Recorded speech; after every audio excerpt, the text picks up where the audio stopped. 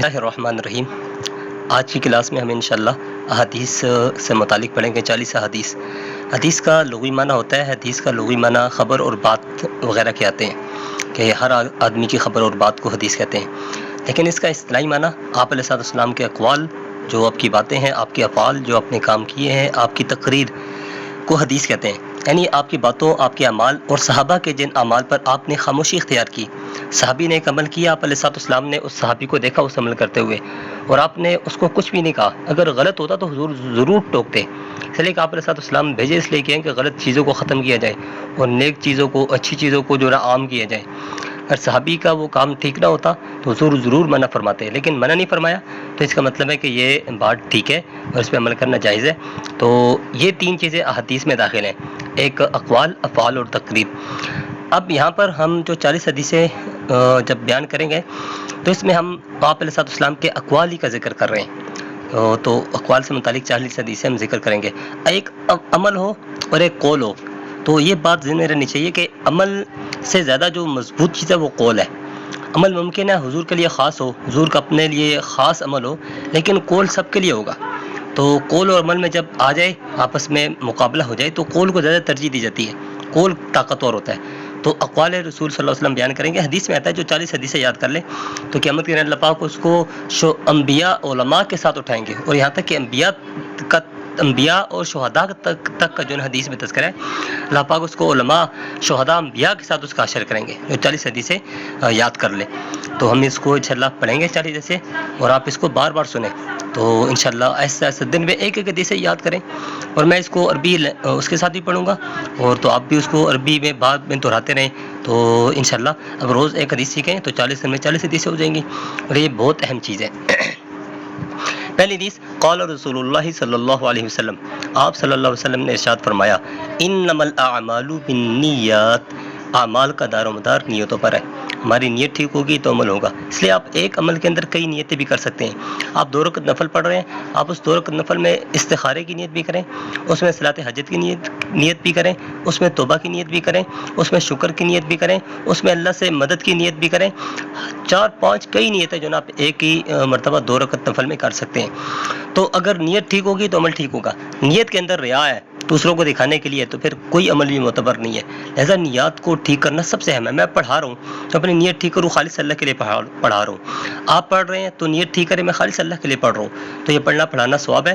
اگر نہ دیکھنے دکھانے کے لیے ہو تو پھر اس میں کوئی ثواب نہیں ہے۔ قال رسول اللہ صلی اللہ علیہ وسلم، المسلم اخو المسلم، رسول اللہ صلی اللہ علیہ وسلم نے ارشاد فرمایا، مسلمان کا بھائی ہے، تو بھائی تو بھائی کے لیے خیر خواہی چاہتا ہے، اس لیے ہر مسلمان کو مسلمان بھائی کی خیر خواہی چاہنی چاہیے۔ اب غزہ کے مسلمان ہیں، اب ان کو تکلیف ہوگی تو ہم ان کے خیر خواہ ہوں، ان کی خیر خواہی کریں، ساری دنیا کے مسلمان آپس میں خیر خواہ ہوں اور اس کے لیے خیر خواہی چاہیں۔ مسلمان اپنے بھائی کے لیے ضرور خیر خواہی چاہتے ہیں۔ قال رسول اللہ صلی اللہ علیہ وسلم، تیسری حدیث، المسلم من سلم المسلمون من لسانه ويده، آپ صلی اللہ علیہ وسلم نے ارشاد فرمایا، حقیقی مسلمان وہ ہے جس کی زبان اور ہاتھ سے دوسرے مسلمان محفوظ رہیں۔ اب مسلمان اپنے آپ کو دیکھیں، کیا میری زبان سے، میرے ہاتھ سے دوسرا مسلمان محفوظ ہے یا نہیں ہے؟ اگر حقیقی مسلمان بننا ہے نا تو پھر تو یہ کرنا ہوگا آپ کی زبان سے، ہاتھ سے دوسرا مسلمان محفوظ رہے۔ اگر صرف زبانی مسلمان بننا ہے، نام کا مسلمان بننا ہے، کام کا نہیں بننا، تو بس ٹھیک ہے، ساری انسانیتوں کو تکلیف دیں، خواہ آپ کے پاس حکومت ہے، نیچے ساری رعایا کو تکلیف دیں، خواہ آپ جو ہے نا نیچے ایک چھوٹے سے جو ہے نا فیلڈ کے اندر بیٹھے ہوئے ہیں، ایک چھوٹی سی سیٹ کے اوپر بیٹھے ہوئے ہیں، تو آپ نیچے کچھ بھائی آپ کے انڈر کام کر رہے ہیں، ان کو تکلیف دیں۔ تو جتنا بڑے عہدے پہ ہے اس کو، وہ جتنی زیادہ لوگوں کو تکلیف پہنچائے گا تو اس کا سزا اتنی زیادہ ہے، وہ اتنا ہی اسلام سے جو ہے نا پیچھے ہٹتا جائے گا۔ حدیث نمبر 4، قال رسول اللہ صلی اللہ علیہ وسلم، لا يدخل الجنة قطات، رسول اللہ صلی اللہ علیہ وسلم نے ارشاد فرمایا، چغل خور جنت میں داخل نہیں ہوگا۔ اب چغلی سے بچنا بہت اہم ہے، 2 بندوں کو آپس میں لڑا دینا یہ سب سے بڑا چغل خور ہے۔ آپ کی بات دوسرے کو کہی، وہ آپ کے خلاف بول رہا ہے، دوسرے کی بات پہلے کو کہی، وہ آپ کے خلاف بول رہا ہے، دونوں کو آپس میں لڑا دیا۔ حدیث نمبر 5 ہے، قال رسول اللہ صلی اللہ علیہ وسلم، لا يدخل الجنة قاطع، رشتہ توڑنے والا، تعلقات قطع کرنے والا وہ جنت میں داخل نہیں ہوگا۔ آج جو نا کتنے لوگ ہیں اپنے چچا سے ناراض ہیں، اپنے ماموں سے ناراض ہیں، اپنی بہن سے ناراض ہیں، والدین تک سے ناراضگی کی باتیں ہیں۔ تو ایسی ناراضگی جو خاندانی رشتہ توڑنے والی ہو تو وہ تو کسی صورت میں جنت میں داخل نہیں ہوگا، اس لیے کہ یہ رشتہ یہ رحم سے نکلا ہے، ٹھیک ہے، اور رحم کا مادہ یہ ہے کہ آپس میں محبت کی جائے، اور رحم اللہ کے ساتھ جو نا کنیکٹ ہے، اور جو اس رحم والے مادے کو اختیار نہیں کرے گا، آپس میں محبت نہیں کرے گا، تعلقات نہیں جوڑے گا، تو پھر تو جنت میں داخل نہیں ہوگا۔ حدیث نمبر 6، قال رسول اللہ صلی اللہ علیہ وسلم لیس منا من غش، جس نے دھوکہ دیا وہ ہم میں سے نہیں ہے۔ تو یہ دھوکہ دینے والا ہم میں سے نہیں ہے۔ اب اس کا مطلب یہ نہیں کہ وہ مسلمان نہیں ہے، مطلب کہ ہمارے کام نہیں ہے۔ دھوکہ دینا یہودیوں کا کام ہو سکتا ہے، دھوکہ دینا کافروں کا، عیسائیوں کا کام ہو سکتا ہے، دھوکہ دینا مشرکین کا، جو نا اور جتنے بھی مذاہب ہیں اور ایسے ہی ملحدین ہیں، ان کا تو کام ہو سکتا ہے۔ مسلمان کا کام دھوکہ نہیں ہے۔ جو مسلمان دھوکہ دیتا ہے تو وہ غیروں کے طریقے پہ چل رہا ہے، تو اس کو چاہیے کہ مسلمان صحیح بندے، نام کا نہیں کام کا مسلمان بنے، عمل کا مسلمان بنے، دھوکہ نہ دے کسی کو۔ حدیث نمبر 7، قال رسول اللہ صلی اللہ علیہ وسلم انا خاتم النبیین لا نبی بعدی، رسول اللہ صلی اللہ علیہ وسلم نے ارشاد فرمایا میں خاتم النبیین ہوں، میرے بعد کوئی نبی نہیں ہوگا۔ اب خاتم النبیین کا مطلب ہے سب سے آخری نبی۔ اب بعض لوگ کہتے ہیں آخری، خاتم کا مطلب ہوتا ہے مہر لگانا، تو لہذا حضور مہر لگانے والے ہیں۔ کہتے ہیں جی قادیانی کہتا ہے حضور نے ہمارے قادیانیت بھی مہر لگائی ہے، لہذا وہ بھی نبی بن گئے۔ ہم کہتے ہیں خاتم کا معنی مہر نہیں ہے، اس لیے کہ خاتم کے معنی کا جو حقیقی مصداق ہے وہ حدیث نے بیان کر دی ہے، وہ یہ ہے کہ لا نبی بعدی، میرے بعد کوئی نبی نہیں ہے۔ تو خاتم کا معنی خود اس حدیث کے اندر موجود ہے، لہذا ہم لغت کے بجائے وہ معنی کیوں نہ لیں جو حدیث نے لیا ہوا ہے۔ حدیث نمبر 8، قال رسول اللہ صلی اللہ علیہ وسلم لا یرحم اللہ ولا یرحم الناس، جو شخص لوگوں پر رحم نہیں کرتا اللہ اس پر رحم نہیں کرتا۔ تو دیکھ لیں کتنا جو لوگوں پہ آج کتنے جو ہے وہ رحم کر رہے ہیں تو ان کے اوپر رحم ہو رہا ہے۔ تو ایسا ہے ہر زمانے میں جب ظالم ظلم کرتا ہے تو اس کے اوپر بھی اللہ پاک حالات لے کر آتے ہیں، اور آئیں گے جو بھی ظلم کر رہے ہیں سب پہ حالات آئیں گے۔ حدیث نمبر 9، قال رسول اللہ صلی اللہ علیہ وسلم الظلم ظلمات یوم القیامہ، ظلم قیامت کے روز اندھیروں کی صورت میں ہوگا، اندھیروں کا باعث ہوگا۔ آپ نے جس نے ظلم کیا ہے قیامت کے دن جب آئے گا اس کے ظلم کے بدلے اس کے اندھیرے اس کے سامنے ہوں گے۔ حدیث نمبر 10 ہے، قال رسول اللہ صلی اللہ علیہ وسلم جعلت قرۃ عینی فی الصلاۃ، میری آنکھوں کی ٹھنڈک نماز میں ہے، میری آنکھوں کی ٹھنڈک اللہ نے نماز کے اندر رکھی ہوئی ہے، لہذا اگر حضور کی آنکھوں کو ٹھنڈک پہنچانا تو نماز کے پابند بنے۔ حدیث نمبر 11، قال رسول اللہ صلی اللہ علیہ وسلم مفتاح الجنت الصلاۃ مفتاح الصلاۃ الوضوء، جنت کی چابی نماز ہے، نماز ہے تو جنت کی چابی ہے اور تالا کھولو گے مگر نہ کوئی نہیں، اور نماز کی چابی وضو ہے۔ نماز ٹھیک تب ہوگی جب آپ کا وضو ٹھیک ہوگا، اور وضو ٹھیک کرنے کے لیے آپ کو اس کے سارے فرائض سیکھنے ہیں، واجبات سیکھنے ہیں، پھر نماز ٹھیک کرنے کے لیے آپ کو اس کے سارے فرائض سیکھنے ہیں، واجبات سیکھنے ہیں، سنتیں سیکھنی ہیں، مستحبات سیکھنے ہیں، مکروہات سیکھنے ہیں، مفسدات سیکھنے ہیں۔ تو 6 چیزیں ضرور ہر عمل کے اندر سیکھنی ہیں۔ اس کے واجبات فرائض کیا ہیں، واجبات کیا ہیں، سنتیں کیا ہیں، اور مستحبات کیا ہیں، مکروہات کیا ہیں، مفسدات کیا ہیں، تو 6 چیزیں سیکھنی ہوتی ہیں۔ حدیث نمبر 12، قال رسول اللہ صلی اللہ علیہ وسلم بین العبد و بین الکفر ترک الصلاۃ، مسلمان آدمی اور کافر کے درمیان نماز چھوڑنے کا فرق ہے۔ مطلب کہ ایک مسلمان جو ہو، حقیقی مسلمان، وہ نماز چھوڑ نہیں سکتا۔ کافروں کا کام ہے نماز چھوڑنا، کافر تھوڑی نماز پڑھتے ہیں، نماز تو مسلمان نے پڑھنی ہے، لہذا آدمی مسلمان اور کافر کے درمیان جو فرق کرنے والی چیز ہے وہ نماز ہے۔ جو نمازی ہے وہ کفر سے دور ہے، اور جو نماز نہیں پڑھتا وہ کفر کے قریب ہے۔ ایسے ایسے نماز چھوڑنے کی عادت انسان کو کفر تک ملا دیتی ہے۔ حدیث نمبر 13، قال رسول اللہ صلی اللہ علیہ وسلم الدعاء مخ العبادہ، دعا عبادت کا مغز ہے۔ ایک آدمی بہت عبادت کرتا ہو لیکن دعائیں نہ کرتا ہو تو ایسا ہے کہ اس کی عبادت تو ہے لیکن اس کی عبادت کے اندر جو مغز ہے وہ نہیں ہے۔ دیکھو عبادت جتنی بھی ہے وہ عاجزی کے لیے ہوتی ہے، کہ آپ کے اندر عاجزی پیدا ہو، اللہ کے سامنے جھک جاؤ تو عاجزی پیدا ہو۔ تو دعا بھی عاجزی کا سب سے اعلیٰ درجہ ہے۔ بندہ اس میں اوزاری کرتا ہے اور اس میں رو رہا ہوتا ہے، تو اصل دعا یہی ہے، بندہ اوزاری کر رہا ہو، رو رہا ہو، اللہ کے سامنے جھکا ہوا ہو، یہ اوزاری ہے۔ یہ نہیں کہ سجدہ زمین پہ کیا ہوا ہے اور سوچ جو ہے نا اپنے جو ہے نا ملک کی سوچ رہے ہیں، اپنے جو ہے نا کاروبار کی سوچ رہے ہیں، فلاں کی سوچ رہے ہیں۔ تو جب اللہ کے سامنے جھکو تو کامل اللہ کی توجہ ہو۔ تو جو لوگ دعا نہیں کرتے، میں کہا کرتا ہوں کہ ان کی عبادتیں بھی جو ہے نا وہ لونی عبادتیں ہوتی ہیں، اس لیے کہ عبادت کا جو مغز ہے وہ دعا ہے۔ جب وہ دعا نہیں کرتے تو ان کی عبادت کے اندر مغز ہے ہی نہیں ہے، تو مغز نہیں ہے تو جس کے اندر مغز نہ اسے لونہ کہتے ہیں۔ حدیث نمبر 14، قال رسول اللہ صلی اللہ علیہ وسلم الدعاء لا يرد بین الاذان والاقامہ، اذان اور اقامت کے درمیان دعا رد نہیں ہوتی، ایسے دعا کی قبولیت کا وقت اذان اور اقامت کے بیچ کا بھی وقت ہے، اس کو ضائع نہیں کرنا چاہیے۔ حدیث نمبر 15، قال رسول اللہ صلی اللہ علیہ وسلم انما الاعمال بالخواتیم، اعمال کا دار و مدار خاتمے پر ہے۔ آپ کا خاتمہ ٹھیک ہے تو آپ کے سارے اعمال فائدہ مند ہوں گے، لیکن خاتمہ خراب ہو گیا، 70 سال 80 سال کی عمر ہوئی اور خاتمہ خراب ہو گیا تو ساری زندگی گئی، سارے اعمال گئے۔ اس لیے خاتمے سے بہت زیادہ ڈرنا چاہیے۔ خاتمہ بڑا عجیب جنم معاملہ ہے خاتمہ، اس لیے اللہ سے بار بار ہر لمحے خاتمے کی خیر کی دعا مانگنی چاہیے۔ حدیث نمبر 16 قال رسول اللہ صلی اللہ علیہ وسلم ان من خیارکم احسنکم اخلاقا، تم میں سے بہترین شخص ہوا جس کے اخلاق جو ہے نا سب سے اچھے ہیں۔ اگر اچھا بننا ہے تو اخلاق اچھے کریں، بہترین بننا ہے تو اچھا اخلاق اچھے کریں۔ اب اخلاق کا مطلب یہ نہیں ہے، بعض لوگ کہتے ہیں اخلاق یہ ہے کہ بس ہر ٹائم ہر ایک کے ساتھ ہنستے رہے، کوئی گالی دے تب بھی ہنستے رہے، کوئی ظلم کر رہا ہے تب اس کو دے کے ہنستے رہے، جی دوسرے بندوں کو تکلیف نہ دے، بے شک وہ ساری دنیا کو تکلیف دے رہے ہیں لیکن دوسرے کو تکلیف نہ دے۔ اخلاق صرف ہنسنے کا نام نہیں ہے، اخلاق کہتے ہیں اخلاق کی تقسیم ہے، اخلاق حسنہ، اخلاق سیئہ۔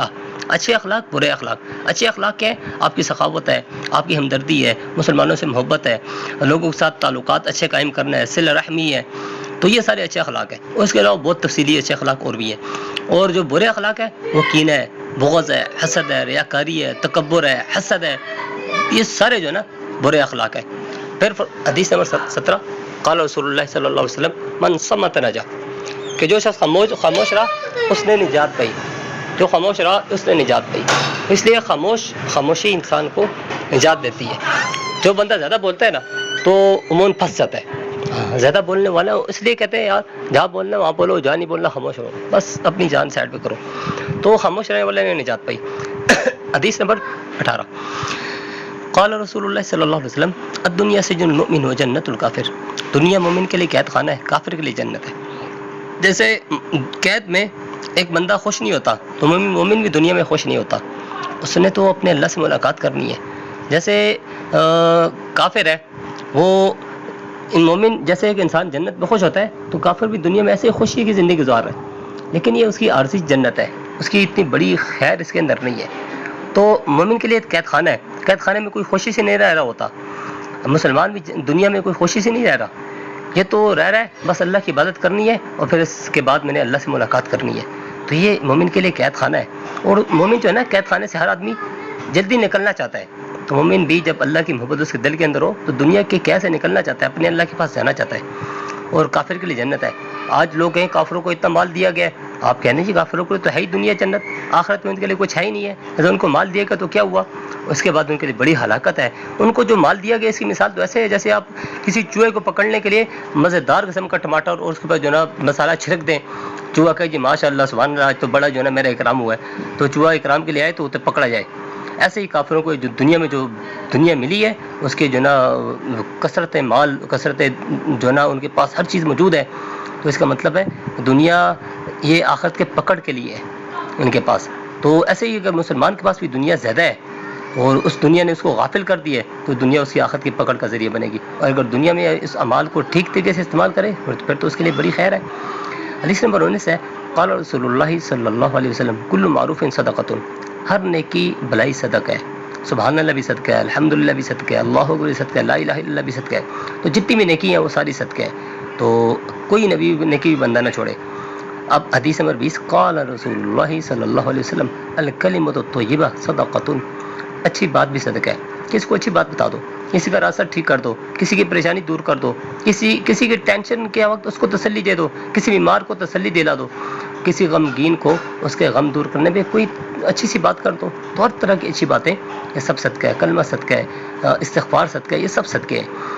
حدیث نمبر 21 قال رسول اللہ صلی اللہ علیہ وسلم تمیت الاذى عن الطریق صدقۃ، راستے سے تکلیف دہ چیز ہٹانا بھی صدقہ ہے۔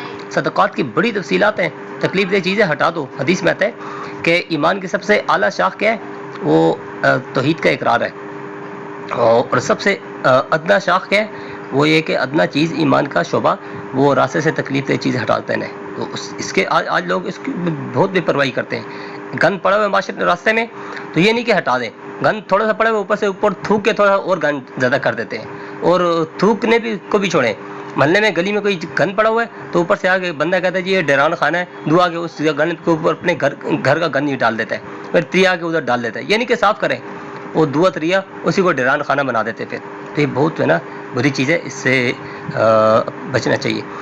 حدیث نمبر 22 قال رسول اللہ صلی اللہ علیہ وسلم المرء مع من احب، آدمی جس سے محبت کرتا ہے اسی کے ساتھ ہوگا، قیامت کے دن اسی کے ساتھ ہوگا۔ اگر آپ ادھر دنیا میں کسی کافر سے محبت کرتے ہیں، مجھے جو ہے نا فلاں خان پسند ہے اور مجھے جو ہے نا فلاں پسند ہے کوئی کافر، تو قیامت کا حشر بھی انہیں کے ساتھ ہونے والا ہے۔ ایسا محبت صرف اللہ کے رسول سے ہو، محبت صحابہ کرام سے ہو، محبت اولیاء اتقیاء صلحاء علماء سے ہو، یہ لوگ نیک لوگ ہیں، ایسا پھر قیامت کے ساتھ انہیں کے ساتھ حشر ہوگا۔ محبت اگر کسی پارٹی کے ساتھ بھی ہو کسی پارٹی کے لیڈر کے ساتھ بھی ہو اور پارٹی کے لیڈر اللہ کے قریب نہیں ہے، وہ اچھے اعمال کرنے والا نہیں ہے، تو انہی پارٹی کے ساتھ اٹھائے جائیں گے۔ ہر بندہ اپنی پارٹی کے جو نا سربراہ کے ساتھ اٹھایا جائے گا۔ تو دیکھ لیں میری پارٹی کون سی ہے، کیا سربراہ ایسا ہے کہ قیامت کے دن میں اس کے ساتھ اٹھایا جا سکوں؟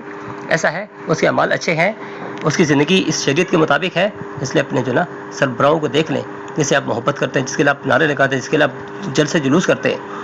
حدیث نمبر 23 قال رسول اللہ صلی اللہ علیہ وسلم الدین النصیحہ، دین تو خیر خواہی ہے، الدین النصیحہ، ہر جو نا خیر خواہی ہے دین۔ اب جو بھی جس کی خیر خواہی کر رہا ہے تو ایسا سمجھ لیں وہ دین ہی ہے، لیکن یہ خیر خواہی تب جب آپ دین کی جو شرائط ہیں، کلمہ توحید کا اقرار ہے، رسالت کا اقرار ہے، قیامت کا اقرار ہے، اس کے بعد یہ جب کوئی بھی خیر کے کام ہوگی تو وہ خیر کا کام جو بھی ہو اس کے بعد تو وہ نصیحت ہے، وہ خیر خواہی ہے۔ ایسا نہیں ہے ایک بندہ کہے جی کافر میں تو اسلام نہیں مانتا، توحید نہیں مانتا، رسالت نہیں مانتا، اور یہ سارے خیر کے کر رہا ہوں، خیر کے کام کر رہا ہوں تو میں بھی دیندار ہوں۔ ویسا دین نہیں۔ دین کا جب لفظ آئے تو اس کے لیے دین کی ساری شرائط پیچھے اس کا معتبر ہونا ضروری ہے، شرائط کا ہونا ضروری ہے، شرائط کے بغیر یہ بات نہیں چلے گی۔ ایسا دین کے ابتدائی ساری باتیں ماننا ضروری ہوگا، پھر جو خیر کی بات کرے گا تو وہ دین ہی ہے اس کے، تو دین میں پھر شامل ہوگا۔ حدیث نمبر 24 قال رسول اللہ صلی اللہ علیہ وسلم الطہور شطر الایمان، پاکی نصف ایمان ہے۔ پاکی بڑی اہم چیز ہے، اللہ بھی جمیل ہے، جمال کو پسند کرتے ہیں، حضور پاک صلی اللہ علیہ وسلم نے ساری زندگی جمال والی گزاری اور پاکی کی بہت تاکید کرتے رہے، اس لیے پاکی کو اختیار کرنا یہ آدھا ایمان ہے۔ اور دیکھو ایک ہوتا ہے انسان کی ظاہری پاکی، ایک ہوتا ہے باطنی پاکی۔ آج کل کے لوگ ظاہری صفائی پہ تو بڑی توجہ دے رہے ہیں، لیکن باطن کی صفائی کو سمجھتا ہی نہیں ہے۔ دل کے کینے کو صاف کرنا، دل کے بغض کو صاف کرنا، دل کے حسد کو صاف کرنا، دل کے تکبر کو صاف کرنا، دل کی گندگیاں صاف کرنا، کچھ سمجھتے ہی نہیں ہے۔ آج کل اس حدیث کو لوگ صاف جو ہے نا ظاہری صفائی کے اوپر لے کے جا رہے ہیں۔ ظاہری صفائی بھی ٹھیک ہے، لیکن باطنی صفائی اس سے زیادہ اہم ہے۔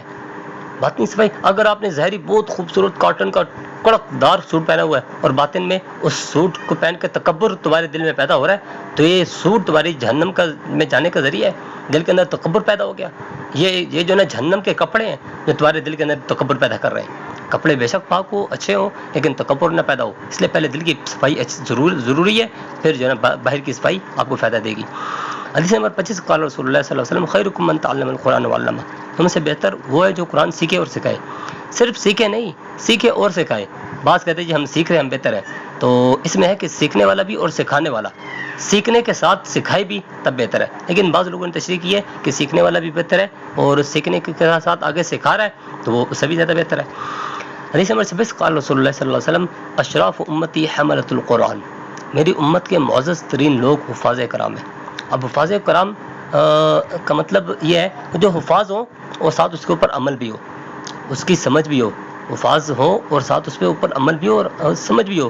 ایسا نہیں کہ ایک حافظ صاحب ہے، داڑھی بھی کاٹ رہا ہے، گناہ بھی کر رہا ہے، نماز بھی نہیں پڑھ رہا، تو اس کا مطلب نہیں ہے کہ یہ حملۃ القرآن میں شامل نہیں ہے۔ پھر اس کو تو حفظ قرآن کا جو حق ہے وہ ادا کرنا ہے، سارے اعمال کو پورا کرنا ہے۔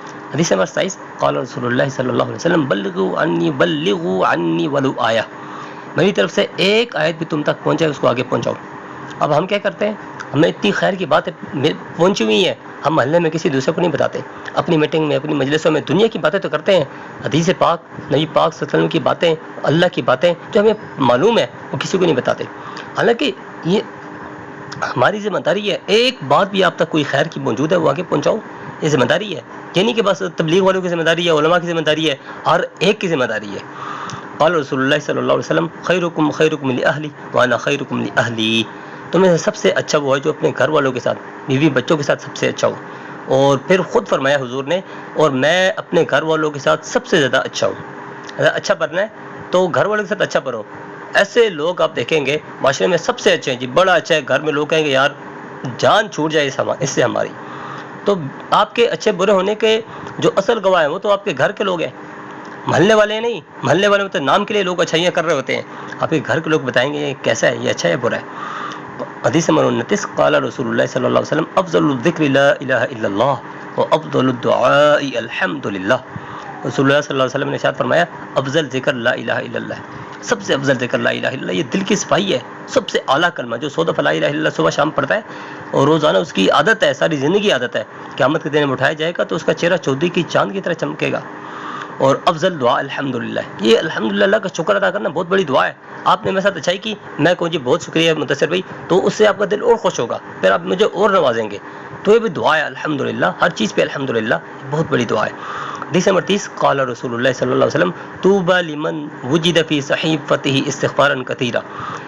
اس شخص کے لیے خوشخبری ہے کہ جس کے صحیفے میں بہت سارے استغفار پائے جائیں. یہ وجہ لکھا ہوا ہے لیکن لفظ پڑھا جائے گا وجدہ. تو جس کے صحیفے میں استغفار موجود ہو بہت زیادہ, تو اس کے لیے بہت زیادہ خوشخبری ہے. اس لیے کہ استغفار تو انسان کے گناہ معاف کرنے کا ذریعہ ہے, اس کے اللہ کے ہاں نجات کا ذریعہ ہے. اور استغفار ایسا ہے, حدیث میں آتا ہے, جو استغفار کو لازم پکڑے تو ہر غم سے اس کے لیے اللہ راستہ نکالتا ہے, ہر تکلیف سے اس کو اللہ دور کرتا ہے, اور وہاں سے رزق دیتا ہے جس کو جو ہے نا گمان تک نہیں ہوتا کہ یار یہاں سے بھی رزق آ سکتا ہے. تو استغفار کی کثرت یہ بہت اہم چیز ہے. تو اور استغفار کا مطلب نہیں ہے کہ بس ہاتھ میں تسبیح اٹھائی استغفر اللہ استغفر اللہ استغفر اللہ, ادھر دیکھ رہا ہے ادھر دیکھ رہا ہے, اپنی باتیں کر رہا ہے, گپ لگا رہا ہے, ٹی وی دیکھ رہا ہے تو استغفر اللہ بھی پڑھ رہا ہے. یہ استغفار نہیں ہے. استغفار کی حقیقت یہ ہے کہ آپ دل سے نادم ہو, اللہ مجھ سے گناہ ہو گئے آئندہ نہیں کروں گا. اور دوسرا جو گناہ ہو گئے اس پہ توبہ کریں, اور ایک دل پہ ندامت, دوسرا اس سے توبہ, اور تیسرا آئندہ نہ کرنے کا عزم. یہ اگر ہوں گے آپ کے دل کے اندر تو تب استغفار قبول ہوگا. مگر نہ اگر میں استغفر اللہ کرتے رہیں, ایک بندہ دل سے توبہ ایک دفعہ کہ اللہ مجھے معاف فرما, دل سے ایک دفعہ نکالے, تو یہ اللہ کے یہاں زیادہ معزز ہے, اچھا کلمہ ہے. میں نے سب سے کہے کہ آپ 1000 دفعہ استغفر اللہ بے توجہی سے پڑھیں, ایک دفعہ توجہ کے ساتھ پڑھیں, یہ 1000 دفعہ بے توجہی کے ساتھ پڑھنے سے افضل ہے.